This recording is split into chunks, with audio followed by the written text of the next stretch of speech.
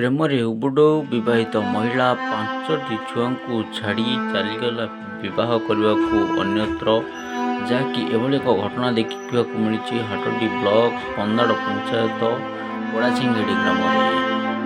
ସୂଚନା ଅନୁସାରେ 6 ଜଣ ଛୁଆକୁ ଛାଡ଼ି ମରା ହୋଙ୍କର ସ୍ତ୍ରୀ ଚାଲି ଯାଇଛନ୍ତି, ଯାହାକୁ ନେଇ ପରିବାରରେ ଅଶାନ୍ତି ଦେଖିବାକୁ ମିଳିଛି। 5-6ଟି ଛୁଆକୁ କେମିତି ପୋଷିବେ ତାହାକୁ ନେଇ ଚିନ୍ତାରେ ଶାଶୁ। 56 ବର୍ଷୀୟ ଶାଶୁ ମଧ୍ୟ ବିଧବା ହୋଇଥିବା ବେଳେ ସାନ ପୁଅର 4ଟି ଛୁଆ, ବଡ଼ ପୁଅର 5ଟି 9ଟି ଛୁଆକୁ ପୋଷିବା ପାଇଁ ପାଖରେ ସମର୍ଥ ନାହିଁ। କେମିତି କିଭଳି ଖାଇବାକୁ ଦେବେ ତାହାକୁ ନେଇ ଚିନ୍ତାରେ ସରକାରଙ୍କୁ ନିବେଦନ କରିଛନ୍ତି।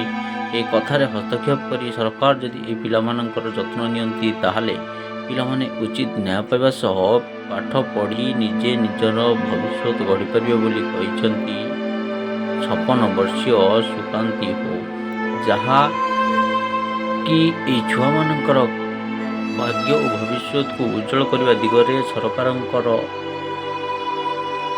ନାବାଳକ ଏବଂ ଶିଶୁ ଆଶ୍ରମରେ ରହିବା ନିତ୍ୟାନ୍ତ ଜରୁରୀ। ଯେ ପ୍ରଥମ ଝିଅର ବୟସ 14 ବର୍ଷ ହୋଇଥିଲା ବେଳେ ଦ୍ୱିତୀୟ ଝିଅର ବୟସ 9 ବର୍ଷ, 5 ବର୍ଷ, ଏପରି କ୍ରମାଗତ ଭାବରେ 5ଟି ଛୁଆ ଜନ୍ମ କରି ଏବେ